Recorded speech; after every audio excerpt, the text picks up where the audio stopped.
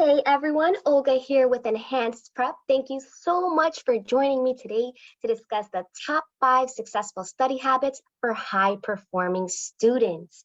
Now, each and every one of these study habits is backed by research.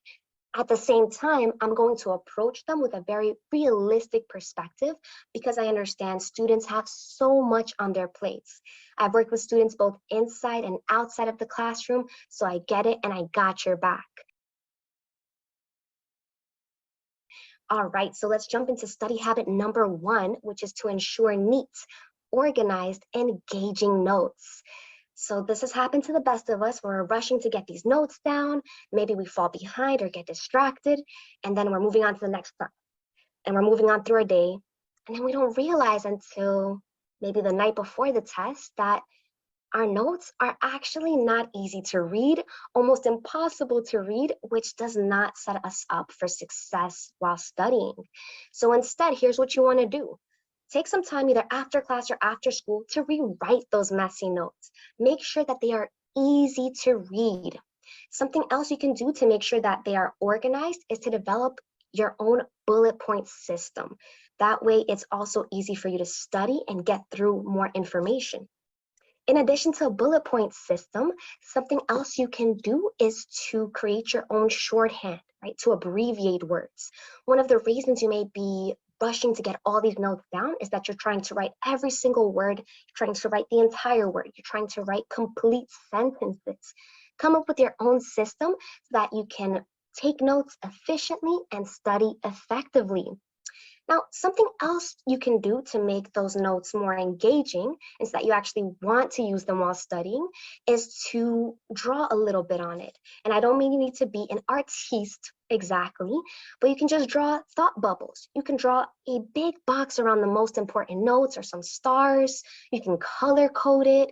So all of these tips are going to help make sure that your notes are setting you up for high performance on test day and that they are not adding more stress or pressure.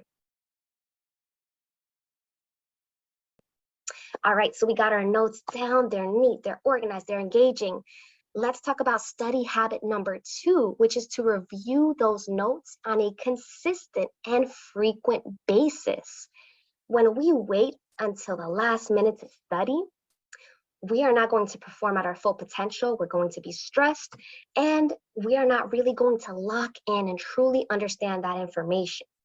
Now, I used to put the pro in procrastination when I was in high school, and I wish somebody told me about this tip. So for study habit number 2, my advice is to review those notes on a weekly basis. And for each subject, you'll want to write down 3 key points. This way you're able to summarize what's the most important, you're not getting overwhelmed.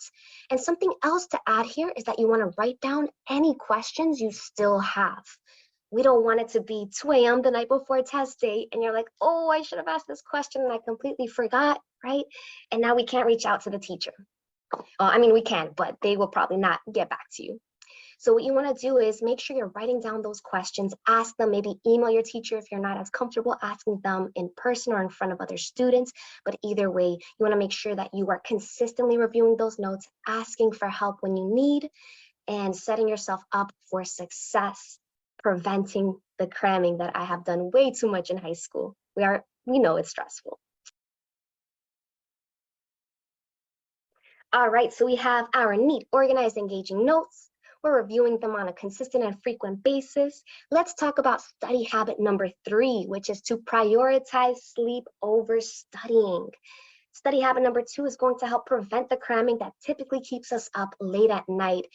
And I understand that urge to stay up late, grades are on the line. The thing is, sleep impacts so much. Your learning, your performance, your memory, mood, immunity, your overall well-being.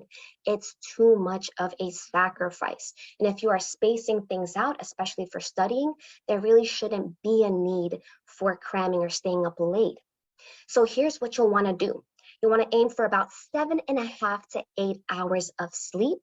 Typically, high schoolers do need a bit more, middle schoolers as well. But again, I'm being realistic in terms of everything on a student's plate between schoolwork, test prep, jobs, extracurriculars, volunteer work. I know 7.5 hours might even sound impossible, but here's a way for you to get there realistically.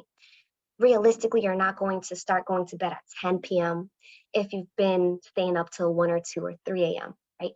Not in one night at least. So what you'll want to do is go to bed 10 to 15 minutes earlier every night until you hit your sleep goal of at least 7.5 hours. Now, when you do that for 21 days, right, you hit that sleep goal for 21 days straight, now you have built a healthy sleep habit because it only takes 21 days to build any habit. And after those 21 days, you'll feel that you're going to bed more naturally. You're hitting that sleep goal with less effort because you've built that habit. And trust, your sleep is everything. Your well-being is everything. So please, please prioritize your sleep over any studying or anything else. All right, now moving on to study habit number 4, which is to create the ideal study environment. You want to set up a vibe that allows you to focus and stay in the zone. Along those lines, you'll want to avoid playing any music with lyrics on or having any TV shows or movies on in the background. I used to do that all the time. I love just having my comfort shows on, or I'll put on my favorite music. I'll be jamming out. The issue with that is music with lyrics, TV shows, movies, they all are created to bring our attention to them. So whether you know it or not, you are going to be distracted. I know for me, I'm going to start dancing, start singing. My dog is going to be looking at me like, are you okay? What I am not going to be doing is focused and getting my work done, or I'm going to be taking way longer than needed to get it done. So instead, what you can do is you can listen to some lo-fi.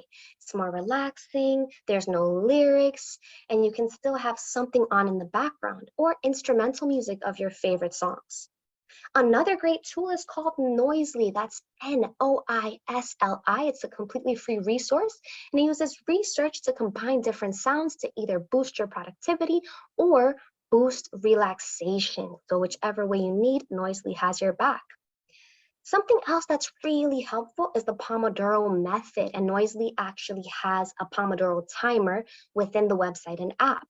So Pomodoro means you're working for 25 minutes straight on a task and then taking a 5-minute break.